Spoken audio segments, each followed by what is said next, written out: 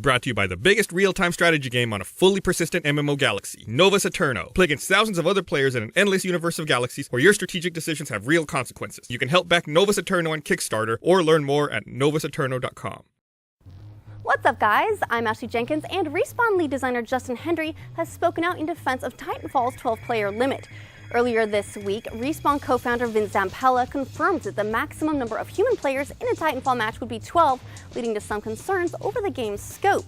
But Hendry insists this doesn't mean it will be boring. Rather, the limit keeps the game from getting overly hectic. The higher the player count, the more uncomfortable the game gets. Essentially, there are 5 directions you can get killed from, and the higher that player count, the more likely you are to get killed from behind, and the more difficult it is to kind of manage your surroundings, he shares. In addition to the higher than average number of approaches to buildings, another departure from the kinds of shooters many gamers will be accustomed to is getting around without your Titan. You aren't meant to run around on the ground, you actually move faster by wall running. So evaluating your surroundings gives you more to think about. We are pretty avid players in the studio. People speak their minds and we listen and make changes. This is the number that felt best, Hendry says, explaining that they started out looking at 8 or 12 players per side, then drifted downward as far as 2 per side before settling on 6 as the sweet spot. He also assures gamers that though there will be a wide range of map sizes and configurations, action will never be more than a few seconds away. Each of the 6 players per side can call in a Titan, which has its own AI and can be slaved to follow or guard its pilot. And on top of that, each side will have 12 AI combatants that serve to provide backstory and keep the combat interesting without drawing priority from the other player combatants. Hendry says, when people start playing Titanfall like Titanfall, the player count becomes a non-issue. Next up, Konami has revealed that Metal Gear Rising: Revengeance for PC has been patched following its release yesterday. When it became available, the publisher was immediately flooded with reports of the game crashing and failing to play when users disconnected from the internet. A number of Steam users initially believed the crashes to be the result of unadvertised always-on DRM, but Platinum Games creative director Jean-Pierre Kellems assured them this wasn't the case.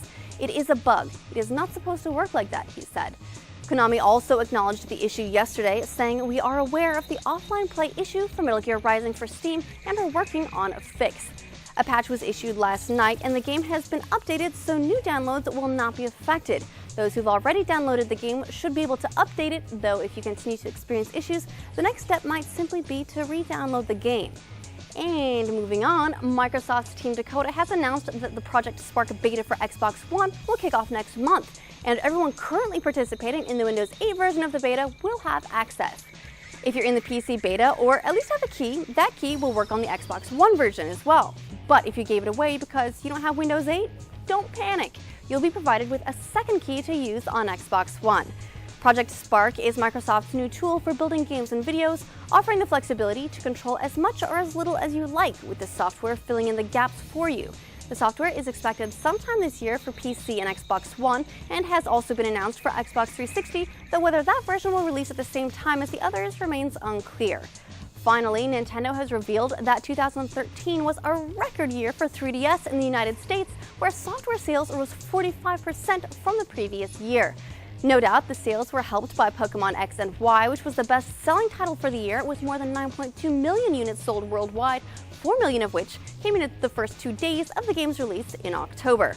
Further bolstering the software was Animal Crossing New Leaf, which released in Japan in 2012 but didn't hit North American shores until last June, and Luigi's Mansion Dark Moon, which rounded out the top 3.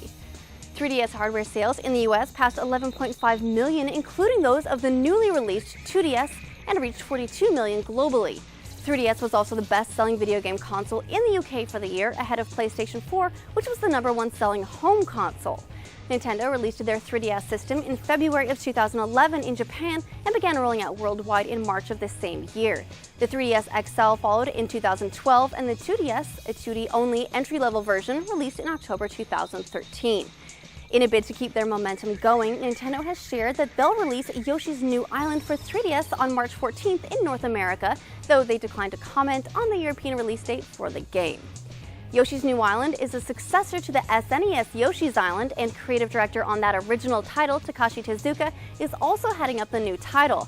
The game was informally announced last April, then officially unveiled at E3, and resembles the original with watercolor elements as you take control of Yoshi on a mission to carry Baby Mario to safety. And that's the final news for the week. Are you one of 2013's 3DS adopters, or are handheld consoles not really your thing? Let us know in the comments below. And over the weekend, make sure to visit roosterteeth.com for new videos to save you from boredom.